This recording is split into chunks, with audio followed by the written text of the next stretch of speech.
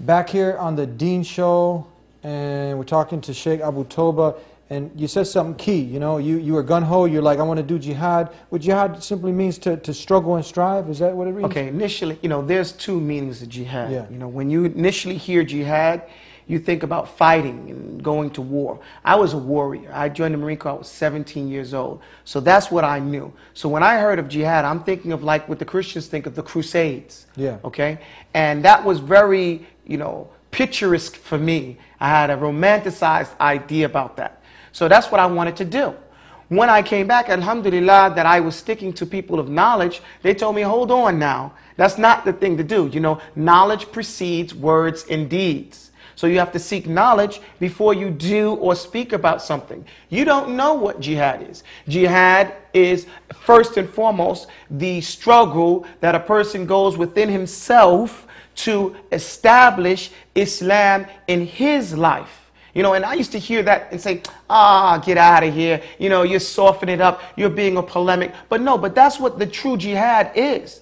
To struggle within yourself, to purify your soul and to fight your negative ego who tells you you're bigger than what you actually are. And then there's a physical jihad where the Muslims defend the lands of the Muslims, or they may do something else and fighting against non-Islamic ideas. But this is done behind a government, you know, and we don't have that.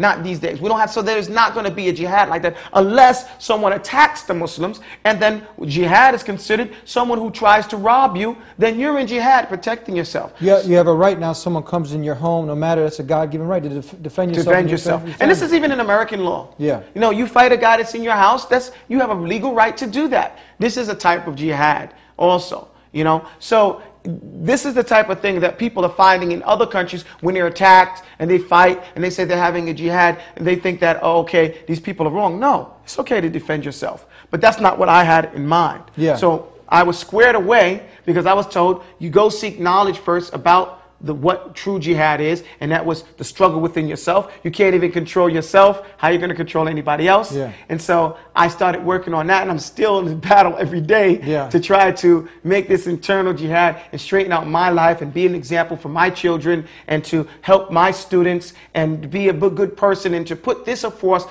as this is what our people need more than they need to go out and fight somebody someplace else. Even though it's so crucial and important that not only do the not yet Muslims, the non-Muslims, that they hear this and they clear this misconceptions that we just some renegades and we're just trying to, you know, kill people and all that, but also for the Muslims who have the name tag Muslim, but they don't have the proper knowledge and this renegade mentality, and that's where you got like the Times Square bombing and the Christmas Day, but they need proper knowledge, and this is good that we address this. So inshallah, someone who might have some crazy ideas, this might even stop him or her or whoever. The advice I give to the Muslim who wants to get involved in like jihad, quote unquote, stick to the masjid. The first thing, if you want to be a good Muslim, you have to be a good Muslim. And what does that mean? Pray 5 times a day. That's jihad.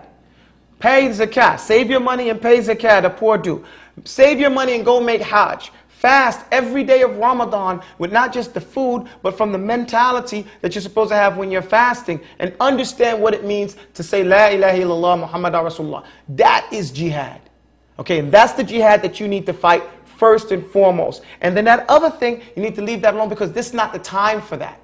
You know, and then that's what people need to realize. As far as the Christian or the non-Muslim, what they think about that, I'm not so concerned with that as I'm concerned with the Muslim understanding what his obligation is to himself and to his Lord. Yeah. You know, and this other thing is just doesn't make good sense for them to get themselves involved in things that they're not ready for. Okay? Yeah. And it doesn't have a true standing in today's society.